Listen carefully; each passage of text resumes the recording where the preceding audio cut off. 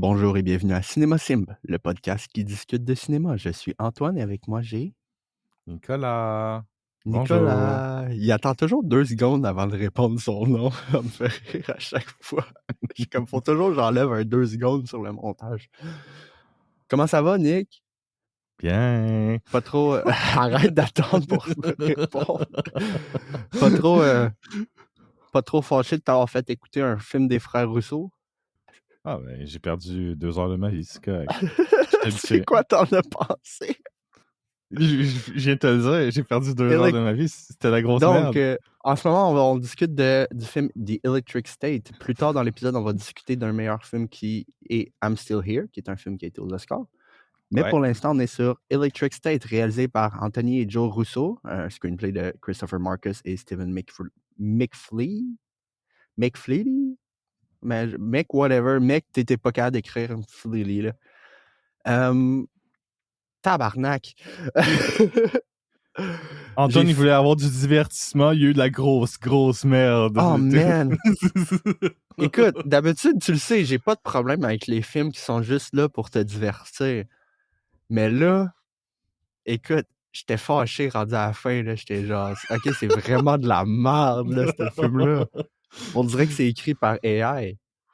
Écoute, c'est genre, j'ai l'impression que quand ils ont dit que Martin Scorsese faisait pas des bons box-office, Martin Scorsese a fait « Ah ouais, je vais vous curse. » Puis Martin Scorsese, il les a cursed parce que depuis qu'ils ont sorti de Marvel, c'est 3 films d'affilée de merde. C'est genre 320 millions, hein. 320 millions. Là, je veux juste mettre une petite parenthèse sur le 320 millions. Vu que c'est Netflix, eux autres, ils payent pas de back-end shit, fait qu'ils payent plus cher pour le produit actuel. OK. Fait que le budget actuel, il est peut-être moins, puis quand le film a été complété, ils ont payé le reste, les acteurs puis les réalisateurs pour le back-end, entre guillemets. Mais n'empêche, c'est 320 millions du budget quand même. Là. Parce que, tu sais, mettons, pour Marvel, tu sais, mettons, Robert Downey Jr., il a peut-être fait 50 millions sur le box-office, mais ça paraîtra pas sur le budget. Mhm. Mais quand même, ça n'a aucun sens que ça a coûté 320 millions pour cette fucking merde-là. Et que dès le début, il a dit, je sais pas si t'as remarqué, il a dit ADR de merde, ou est-ce que genre Millie, elle parle, puis genre, j'ai même pas en même temps que ses lèvres. J'étais genre, c'est quoi cette merde? C'est incroyable. Oh my god, il y a Les un acteurs bout où étaient est-ce vraiment à que... chier, en plus. Ouais, je sais. Mais il y a un bout où est-ce que Chris Pratt, il dit « clap on », puis il clappe des mains pour allumer ses lumières. Pourquoi t'as besoin de dire « clap on » en même temps? Sais-tu pourquoi, Nick? Parce qu'ils Pourquoi? savent que le monde qui vont écouter le film sont sur leur téléphone. C'est tellement un film à téléphone.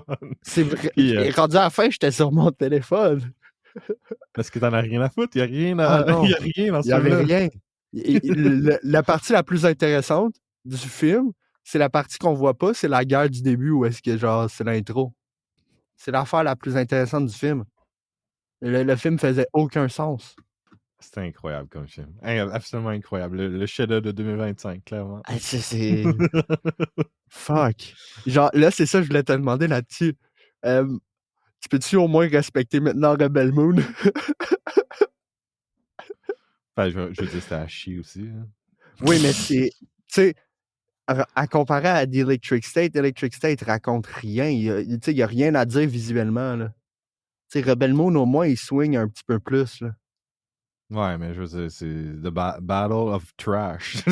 C'est pas ça ma question. C'est... Y a-tu Je un veux pas meilleur respecter ça sur respect? Rebel Moon, c'est quand même 6 heures de ma vie, c'est pire dans un sens parce que c'était 6 heures Non, de c'est ma pas fucking pire. vie. C'est Oui, artistiquement, il y a Antoine, quelque c'était chose à pire. raconter. Non, C'est non. un échec, anyway, c'est 6 heures Je d'échec m'en pour fous de moi. ça. Je m'en fous de T'en ça. as rien à foutre, mais moi j'en ai quelque chose à foutre aussi. Écoute, Ça, c'était 2 heures de ma vie, l'autre c'était 6 heures. Fait que le 6 heures, il gagne. j'ai fini Electric State, puis j'étais comme, ouais, j'aime mieux Rebel Moon, c'est encore meilleur, là. Tu sais, mettons, si on compare juste pour des films Netflix, là. Trash versus Trash, The Battle of Trash. Insulte pas Zack Snyder de même. Ben oui, je Ah l'ai non, insulté tous les jours de la semaine. Visuellement, là, c'était tellement boring, là. Oh oui. Oh my god, Millie Il Bobby y a une Brown est line, tellement c'est... mauvaise en ce film. Il y a une line dans le film, j'en revenais pas qu'il ait dit ça. Il dit « You broke the treaty, Mr. Peanut. There's gonna be consequence. » Genre, what the fuck? Oh my god, c'est cringe. C'est cringe, c'est genre... Qu'est-ce que je regarde là, man? Les frères Rousseau, c'est comme... Je suis venu à une conclusion assez logique pour les frères Rousseau. C'est qu'ils ont besoin vraiment d'une laisse serrée à leur cou, tenue par Kevin Feige. Parce qu'ils ont été capables de faire des bons films chez Marvel. Puis là, ils sortent de Marvel, puis ils font juste de la merde. C'est comme... OK, t'as vraiment besoin d'une laisse qui te tient, genre... Ben, c'est des yes man. Enfin, C'est vraiment des hacks. C'est des hacks réalisateurs, là. Genre, ils ont pas de talent, man. Ils n'ont absolument aucun talent de scénario, aucun talent de mise en scène, rien. Le scénario, c'est pas leur faute, là. Le scénario, c'est les mêmes qui ont écrit les Infinity War et Endgame en plus. Fait qu'encore là, c'est la même chose pour les réalisateurs. Ils ont vraiment, pour les screenwriters, ils ont besoin d'une laisse à leur cou. C'est les mêmes writers qui ont écrit, qui ont écrit Winter Soldier, qui est quand même un excellent film. C'est aberrant, là. C'est comme, ils ont utilisé, je suis 100% sûr qu'ils ont utilisé ChatGPT pour écrire le script. Allez, ChatGPT, écris-moi un script. Aïe, you broke the treaty, Mr. Peanut. Oh, wow. Oh my god. C'est genre, qu'est-ce que c'est ça? Millie Bobby Brown qui est plus robotique que les robots, câlisse. Oh my god. Au lieu de l'insulter sur son image, peut-être insulter-la sur son acte. S'il vous plaît. T'as-tu vu la face du gars qui a justement critiqué son image? Le gars, Non, il j'ai est pas vu. fucking laid. Okay. C'est toujours les laidrons qui disent de la grosse merde. Je le sais, le gars, il est fucking laid, puis il a décidé de critiquer l'image de Millie Bobby Brown. C'est comme, bro. Chris Pratt qui fait juste jouer Star-Lord sans être le star. Sans l'aspect star de Star-Lord. Oh man, Chris Pratt. D'habitude, je l'aime bien, Chris Pratt, mais là, c'était genre insécrable. C'est genre, bro, qu'est-ce que tu fais? Ah, mais plus sa carrière avance, plus il est dans des films de merde, lui. Ouais. Puis Millie Bobby Brown qui fait juste des films Netflix de merde. Elle a jamais eu de succès en dehors de l'écosystème de Netflix. Ben, pour elle, c'est juste Stranger Things, puis c'est tout. C'est son meilleur acting dans Stranger Things. Ouais, puis elle joue un personnage qui parle pas beaucoup en plus. C'est ce que j'ai lu, là. J'ai pas vu la série, là. Mais... Elle a un rôle plus dynamique dans les saisons précédentes, là, mais... oh my god. Elle est vraiment pas bonne dans ce film-là. Ouais. Puis on peut-tu arrêter de caster Giancarlo Esposito dans le même rôle à chaque film? S'il vous plaît. Le gars, il a un range de fou, mais on n'arrête pas de le caster dans le même genre de rôle. Il joue dans Do the Right Thing, puis il est tellement drôle dans ce film-là. Come on, man. He can be a really funny guy. Ouais, non, c'est un bon acteur. Juste le méchant comme dans Breaking Bad, qui joue super bien, mais il est pas juste ça non plus. Non, mais depuis Breaking Bad, c'est juste ça qu'il fait. C'est juste ça, les seuls rôles qu'il se fait offrir, c'est les rôles de méchants. Où est-ce qu'il joue basically le même rôle. Puis là, il y a un casse d'en face la moitié du film. C'est comme... Ouais. Ben, il voulait faire un chèque. Ouais. Mais tu sais, le film a des idées intéressantes, mais autre que les montrer pendant 2 secondes, le film développe pas ces idées-là. Comme... Non, c'est juste une débauche. Après ça, c'est du gros n'importe quoi. C'est juste... Mettre en scène un truc pendant 20 minutes, puis après ça, c'est du gros n'importe quoi. Tu sais, de base, c'est basé sur un graphic novel. Hein? De base, c'est basé. De base, c'est basé. Ouais. De base, c'est basé sur un graphic novel qui est vraiment court.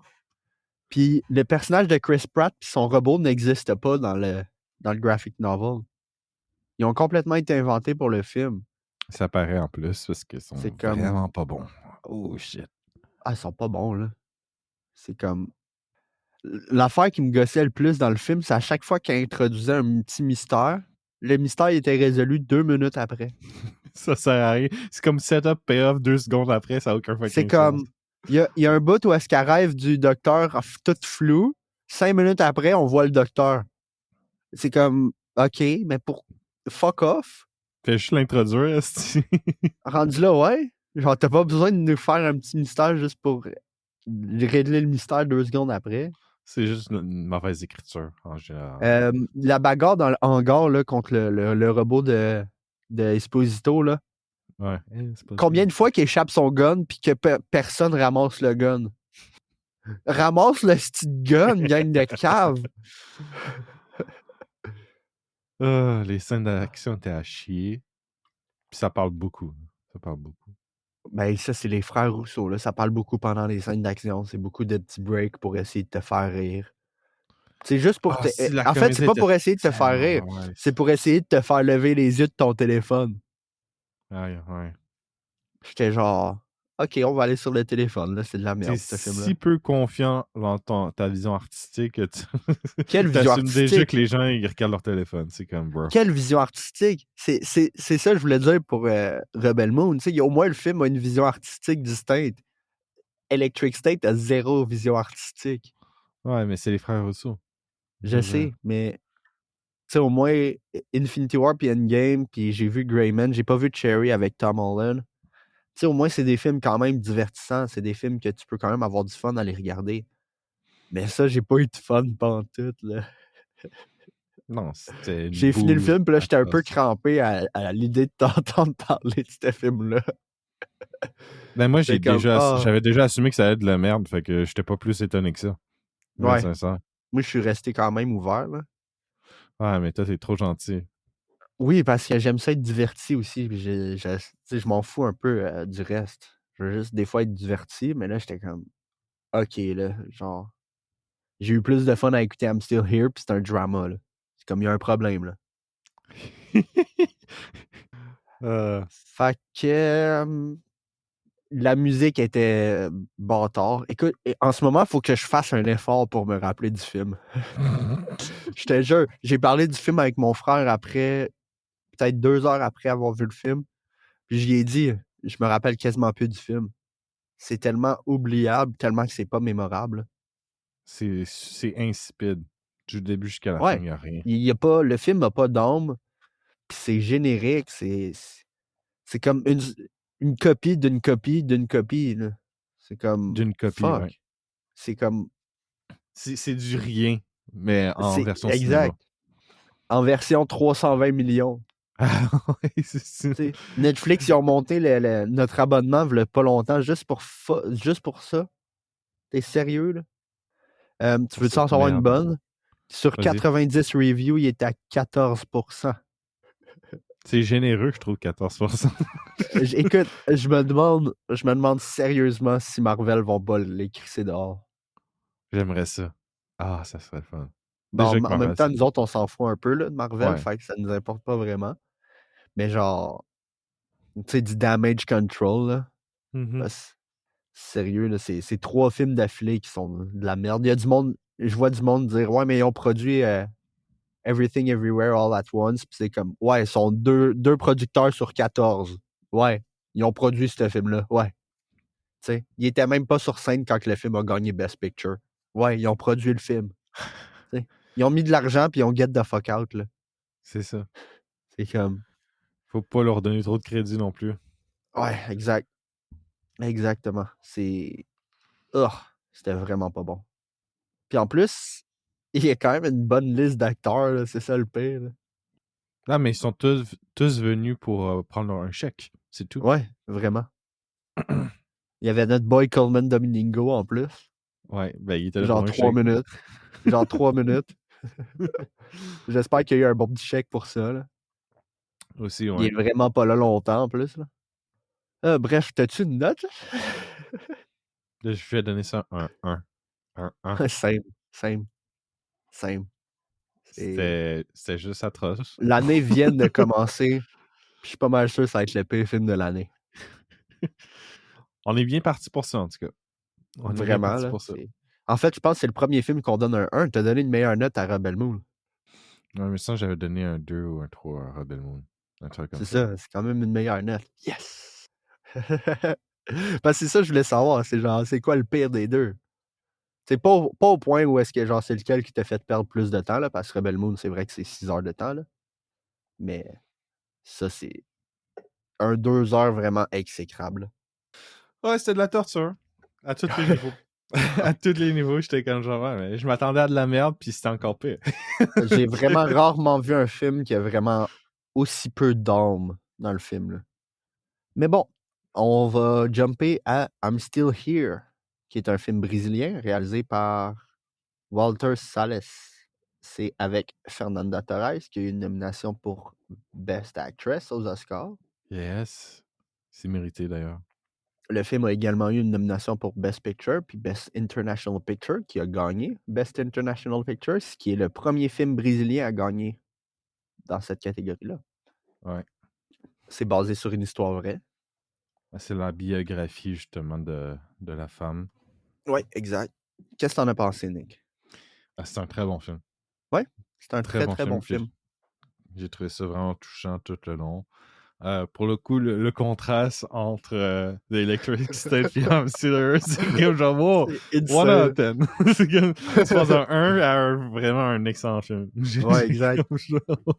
Puis en plus, c'est un film tourné sur bobine. Exact. Donc, fait que t'as le grain. Ouais, ça, j'adore. Mais non, j'ai trouvé que c'est un très bon film. L'acting de la famille complète est vraiment excellente. Parce que c'est vraiment... C'est limite la destruction d'une famille. Mais pas complète, là, mais... Oui. Oui, parce que I'm Still Here parle d'un moment au Brésil où est-ce que la dictature kidnappait des gens, puis les tuait, évidemment. Ouais. Pour être des soi-disant communistes, alors qu'ils ne l'étaient pas. C'est très dur la scène où on voit la femme se faire questionner en boucle et en boucle. Ah, c'est probablement ma scène préférée. Pas parce que j'ai enjoy la scène, évidemment, là, mais parce que est bien faite. c'est vraiment la meilleure scène du film. Là. C'est puis absolument insane. La tension qu'il y a. Ouais. Puis aussi, la scène aussi, quand il vient se faire chercher, la tension qu'il y a, malgré, tu sais, les personnages restent quand même avec le sourire pour les enfants puis tout le kit. Mais tu peux sentir la tension dans la scène, là. C'est vraiment rough parce que aussi l'après, c'est comment qu'elle a réussi à tenir sa famille et pas pour pas que tout s'écroule surtout, puis comment elle a réussi à le nombre d'informations qu'elle doit donner à ses enfants parce qu'elle peut pas dire que son père est mort comme ça. Ben oui. C'est trop rough pour des enfants, là, surtout à cet âge-là.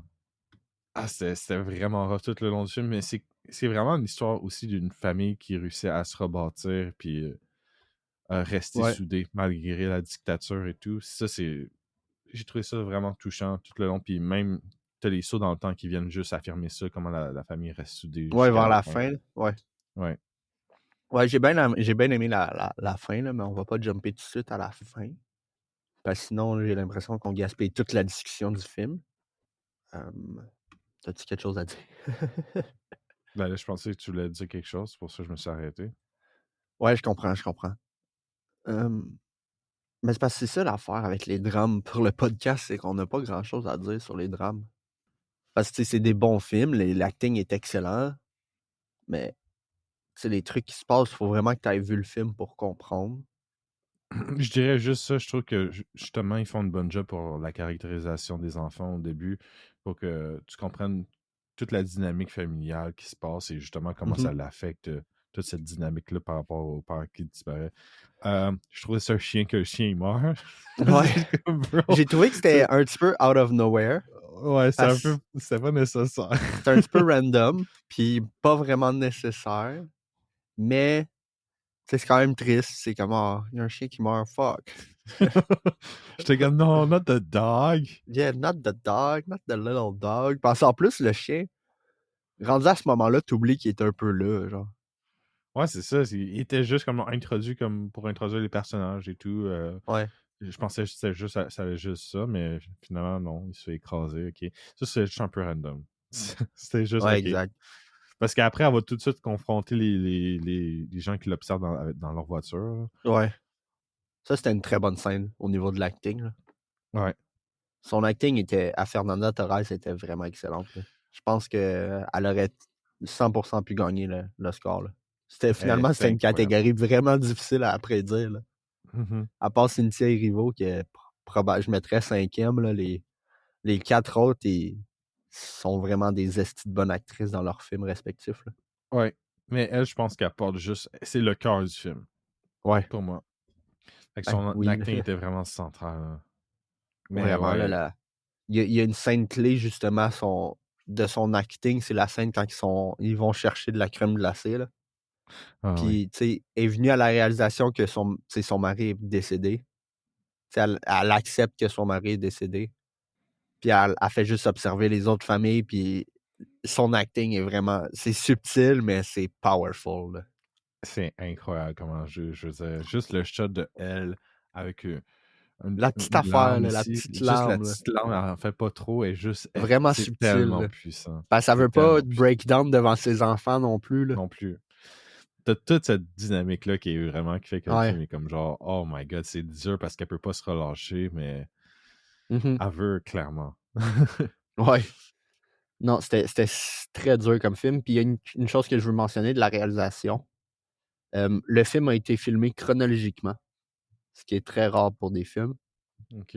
Puis ça l'a aidé à la dynamique familiale parce que une chose que j'ai remarqué en regardant le film, c'est que tu crois vraiment que c'est une famille. Ils ont vraiment toute une chimie. Puis ça, pour faire le film, le réalisateur, avant de commencer à tourner, il a juste placé la famille dans la maison où est-ce qu'ils ont tourné. Puis la famille, les acteurs, ils ont juste vécu là quelques jours avant de commencer à tourner. Puis le film a été tourné en ordre chronologique. Donc, quand le père s'en va, c'est sa dernière journée de tournage. Là. Il revient pas, là. Fait que les acteurs, ils s'ennuient aussi également de l'acteur. Tu comprends? Damn. C'est triste. Oh shit. Puis j'ai lu aussi que la scène où est-ce que la maison est vide, puis la jeune fille, elle regarde la maison vide, puis elle est triste. Ça, c'était pas une scène dans le scénario. La fille était juste là, puis le réalisateur, il a spoté le moment, puis il a filmé le moment. En plus, ça revient plus tard dans Ouais, l'histoire, exact. comme quoi c'est là qu'elle a réalisé que son père était mort. Wow. Ouais, C'est une belle façon d'utiliser un moment comme genre exact. instinctivement. Vraiment, là, ça, c'est la beauté de tourner en ordre chronologique, c'est que tu peux trouver des moments comme ça, puis que ça se joue dans l'histoire. Contrairement à la façon de tourner traditionnelle où est-ce que tu tournes tout de manière le plus effective possible avec les droits de tournage puis ces affaires-là. Mais non, c'était un très, très bon film. Puis moi, tout le long du film, j'arrêtais pas d'espérer que le père revienne, qu'il fasse genre « Allô? » Copium. C'est un peu... Tu sais, oui, exact. C'est un peu comme Memory of a Snail, tu sais, où est-ce que tu penses qu'il est mort, mais t'espères juste qu'il revienne. Ouais. Puis finalement, il revient. À la fin, je pensais que ça allait être comme ça. J'étais comme « Allez, reviens! » Tu sais, justement, à Non. la fin, quand elle reçoit un appel important pendant qu'elle est en train d'enseigner, j'étais comme « Ah, est-ce que son mari revient? Allez! » Puis finalement, elle va juste chercher le certificat. Puis ça, j'ai trouvé ça tellement triste parce qu'elle est heureuse d'avoir le certificat de décès. Ce qui est dans un sens super triste. Comme fuck. Ça te montre à quel point. Tu sais, je comprends parce que c'est juste enfin elle a de la closure avec la situation. C'est la façon que sa fille la regarde justement quand elle est heureuse en plus, c'est comme genre Ouais. ok. Ouais. C'est un très bon film. J'aurais aimé ça savoir pourquoi son fils a eu un accident. Là. Parce que Ben, il son y a eu un fils qui est en accident dans la chaise vraie roulante. vie. Oui, tu le vois dans les photos qui est vraiment en Ouais. chaise roulante. Là. Son fils est devenu un auteur connu au Brésil. J'ai trouvé ça cool. C'est quand même cool, ouais. Je veux dire, une scène qui m'a fait un peu sourire, là, c'est au début du film, ils sont en train de danser sur de la musique française. C'est Ouais. Serge Gainsbourg. Ils comprennent même pas les paroles. Ils comprennent pas les paroles, parce que les paroles, c'est comme genre, je fais des va-et-vient entre tes reins. c'est littéralement ça. Ben justement, il y a la mère de l'autre famille qui est comme une chance qu'ils comprennent pas le français. T'as les deux filles qui chantent la tune puis qui dansent. Une chance qu'ils comprennent pas les paroles. C'est un peu quand on était jeune puis on entendait des tunes en anglais puis on comprenait rien. Ouais. Mais des fois, c'est même des chansons en français. Il y a des métaphores sexuelles. T'es comme genre, t'as 13 ans, t'es comme, wait a minute. Wait a minute. Wait a minute. I know what Ça that me fait. means. Parler de ça me fait penser à quand que la chanson Whistle de Florida était sortie. Can I blow your whistle? Quand t'es jeune, c'est genre yes, tu chantes la tune, tu siffles le moment qu'il siffle. Puis plus tard, t'écoutes la tune, t'es comme wait a second. He's talking about cock. Oh là là. Non, c'est un excellent film.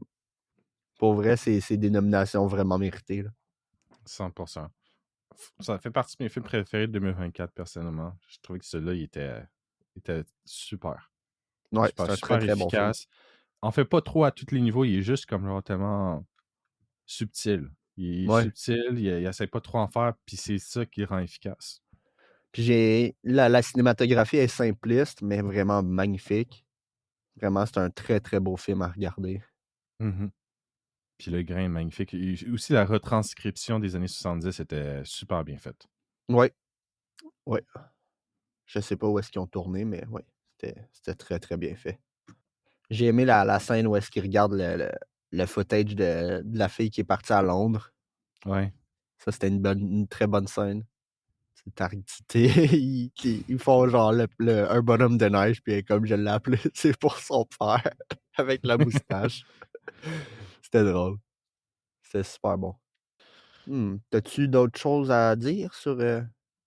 Non. Le dernier truc, c'est comme genre regarder les crédits pour ce film-là. Oui.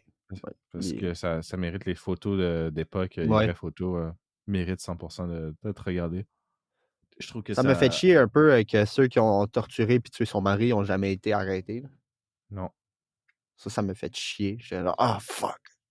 Je tiens à dire que le film a fait 33 millions au box-office brésilien, ce qui est quand même très bon. 33 millions, ouais. C'est le plus gros gross. C'est le highest grossing Brazilian film depuis la pandémie. Je sais qu'au Brésil, il y avait une projection des Oscars en plein air. Puis il y a plein de gens qui. Ouais. Puis c'est cool. à chaque fois que Emilia Pérez apparaissait, tout le monde buait, huait. Oh, mais fuck Emilia Pérez. C'est tellement drôle à regarder ces vidéos-là. Base. Je trouve ça dommage que la madame soit décédée en 2018 puis qu'elle n'ait pas pu voir le film. Ouais, c'est vrai. Je trouve ça dommage. Mais remarque, elle avait elle 89 ans. Là. Elle a vécu une longue vie, 89 ans. C'est une bonne puis vie. 15 ans avec l'Alzheimer, c'est long. Là. Ouais, aussi. À la fin, quand elle était le 25 ans plus tard, puis j'étais comme tu sais, ça paraît qu'elle commence à oublier des affaires. J'étais comme, ah non, pas l'Alzheimer. C'est la pire chose. J'haïs ça, voir l'Alzheimer au cinéma. J'haïs ça. C'est tellement pas le fun à regarder. Non. Puis j'ai trouvé que l'actrice qui la joue plus vieille, elle a fait une très bonne job. Ouais, aussi. Mais je trouve qu'ils font juste une très bonne job pour le portrait de cette femme-là en général. Ouais, exact. C'est tellement bien fait. En plus, l'actrice qui est vieille, on dirait vraiment une version vieille de l'actrice. Ouais, vraiment. Là, moi, j'étais comme, c'est-tu du maquillage ou Puis là, après, je vais non, je suis pas mal sûr, c'est une autre personne. Mais elle a fait très vraiment. similaire. Ouais, exact. Mais elle a fait une très bonne job pour une personne âgée. Là. Ouais. C'est sûr, il n'y a pas de parole à rien. Là. C'est plus regarde dans le vide. Mais, mais c'est une bonne quand job. on voit son mari à l'écran, tu vois qu'il y a quelque chose qui s'illumine dans ses yeux. Fait que... Ouais. Même si elle a l'Alzheimer, elle se rappelle de son mari. Ouais. J'ai trouvé ça super magnifique. Puis on finit sur une photo de famille à la fin. Ce qui est cool. Ça rejoint le début, quoi. Exact. Non, c'est un très, très bon film. J'aurais aimé ça le voir avant les Oscars. Comme ça, on aurait pu le mettre dans nos classements. Mais c'est pas trop grave. C'est pas la fin du monde. On va pouvoir le mettre dans le top 2024. En tout cas, moi, je vais le mettre 100%. Ouais. Si on le fait encore, je sais pas, je sais plus. Ben, je dirais qu'on l'a déjà pas mal fait. Là. Ça serait tourné en rond là, sur les films de 2024. T'as-tu une note? Ouais, c'est un 8.5. Simple. Nice. On est en accord sur les 2 films cette semaine. Ouais, on est en accord cette semaine. C'est comme la merde, c'est de la merde, puis l'excellence, c'est l'excellence. Exact. Donc, la semaine prochaine, on va voir The Alternate. C'est un film réalisé par Barry Levinson. C'est le réalisateur qui a fait Rain Man. Il a réalisé également Good Morning Vietnam. Il a fait beaucoup de films avec Robin Williams. Mhm. C'est un film avec Robert De Niro. C'est un film sur Vito Genovese et Frank Costello. C'est un film de mafia. Fait moi, j'aime bien les films de mafia, un petit peu à cause que j'adore Martin Scorsese. Les films de mafia, c'est son forte à Martin Scorsese. Fait que j'ai vu beaucoup de films de mafia. Fait que j'ai quand même bien hâte de voir le film. J'ai pas vu le trailer, j'ai juste vu que le film sortait la semaine prochaine puis qu'il était au cinéma proche de nous. Donc, j'ai bien hâte de voir ça. Malheureusement, le podcast Cinéma Sim n'ira pas voir Blanche-Neige parce qu'on n'est pas le démographique, mais pas en tout. Fait que. En plus, il y avait. Il y a du drama entre les deux actrices. Fait que c'est le fun. Oh, mais tu sais, moi, tu sais, je le sais que toi, tu veux pas voir Blanche-Neige parce que elle est pas assez blanche. Non, c'est pas vrai. C'est pas vrai, Nick a jamais dit ça. She's not white enough. That's not my Snow White. Non, ça, c'est les gens sur les réseaux sociaux. Les gens sur les réseaux sociaux. Puis on va faire un autre film de 2024 également, qui est The Heretic, avec Hugh Grant, qui est un film qui a eu des bonnes critiques à l'époque. En novembre 2024. Je Ouais, sais à pas si je peux l'époque, dire à l'époque. c'était il y a 15 ans. À l'époque, il y a 15 semaines. Ouais, à l'époque, on était des gens différents, voyons. Parce que c'est ça, on savait pas trop quoi prendre comme autre film pour la semaine prochaine. Parce que nous autres, on préfère faire 2 films parce qu'à cette heure, en 30 minutes, on finit déjà les discussions. Non, mais on est efficace maintenant. Exact. Mais Parlant c'est des gens surtout. qui critiquent C'est sur les ça. réseaux sociaux, c'est également les mêmes qui ont dit That's not my mermaid. A mermaid is not black. I'm so mad. Genre, ta gueule, t'as 35 ans. Oh là là. Ouais. Ouais. Fait que, t'as-tu fait de quoi d'intéressant cette semaine? T'as-tu écouté d'autres choses? Non, pas vraiment. Non? Non. I'm sorry. Et toi? You're sorry? You're sorry? Moi, vendredi, j'ai regardé en 3D Guardian of Ga'Hoole. Le Guardian film of avec les Ga'Hoole? oiseaux. Le film avec les oiseaux. Le film d'animation de Zack Snyder. Ah, ok. Tu l'avais-tu écouté, celle-là, finalement? Herman? Non. Tu l'avais pas vu? Il me semble que je te l'avais recommandé il y a quelques années. Je t'avais dit, regarde ce film-là, c'est un bon film. C'est un film avec des oiseaux. Ok, Antoine, arrête avec ta fixation sur les oiseaux. Je sais pas c'est quoi ton C'est un film problème. avec des oiseaux. Ok. Avec des owls. The Owl Movie. Tu l'avais pas vu? C'est un bon film. C'est super cute. That's cool, man. Thanks. Le pire, c'est que ce film-là, je l'avais écouté quand j'étais jeune, puis plus tard, j'ai réalisé c'était « Ah, c'est fait par Zack Snyder, oh shit! » That's why it's a good movie. Oh là là. Je vais bientôt écouter The Wandering Earth 2. Ça, j'ai bien hâte de voir ça. J'avais bien aimé le premier. Divertissant au bout. Ouais, moi, je vais regarder The Straight Story la semaine prochaine. De que quoi? The Straight Story. Je connais pas. T'avais-tu été voir Incendie au cinéma, finalement? Ouais, je suis allé voir. Ouais, puis l'expérience a été-tu bonne? Ben oui, c'est une excellente expérience. C'est un très, très bon film Ben oui. que j'adore. Je pense que c'est toujours mon film préféré de Denis. Oh shit, même pas Dude. Non. Non. Je trouve que T'avais-tu Dune, c'est vu bon, mais Incendie, Prisoner? c'est le mieux. Ouais, c'est sympathique. C'est pas mon préféré. T'as-tu vu Enemy? Ennemi, je l'aime pas, je te le dis. Ah oui, c'est vrai, tu me l'as dit. J'aime pas l'esthétique pipi. Le filtre jaune est Oui, c'est vrai. dégueulasse. Je te l'avais recommandé, hein, right? Parce que tu l'avais pas vu Non, avant le tu me l'as podcast, non? jamais recommandé. C'est avant le podcast que je Ah, t'ai ok. dit que je l'aimais pas. J'étais pas trop sûr. Oui, Mais c'est vrai. j'ai bien aimé son Blade Runner. Blade Runner était bon. Incendie, ça reste pour moi son meilleur. Puis j'aime aussi Arrival aussi beaucoup. Arrival est un excellent film. Excellent film. Tourné à Rimouski. Rimouski, Charlotte Rimouski. Non, mais imagine les acteurs américains qui débarquent à Rimouski. Genre, qu'est-ce qu'on fait ici? Ah, Entre deux collines. Genre, qu'est-ce qu'on fait ici à Rimouski? Bâtard. Welcome to Rimouski.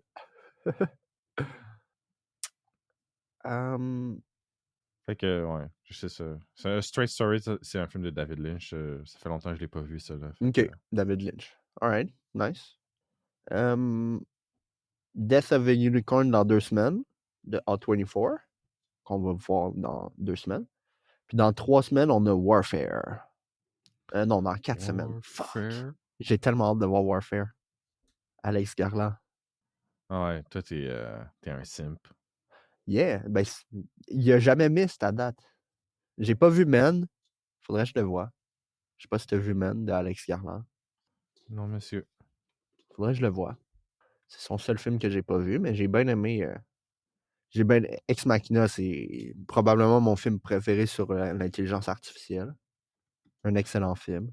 C'est un bon film. Qu'est-ce qu'il a fait d'autre? Annihilation, je l'avais adoré aussi. Annihilation, tu l'as vu pour le podcast, right? Ça, Oui. je te l'ai recommandé. C'est un bon film, ça. C'était fucké, mais c'était bon. Quel autre film qu'il a fait? Il a basically réalisé Dread.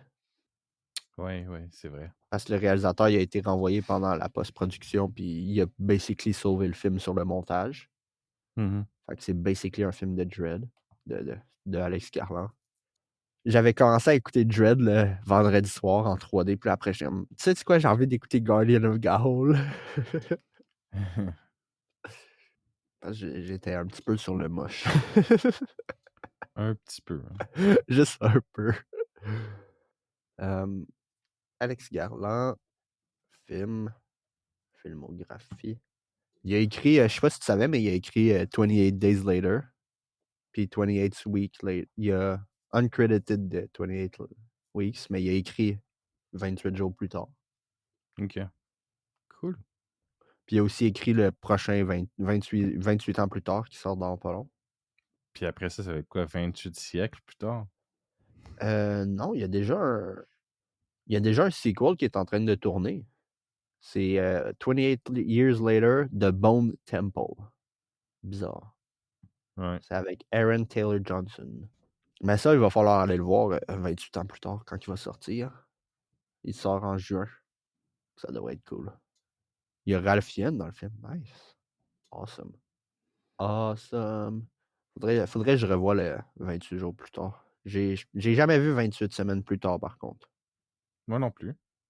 T'as-tu vu 28 jours plus tard, par contre, le premier? Ouais. Ouais. C'est un bon film. Un très bon film. Danny Boyle, c'est un bon réalisateur.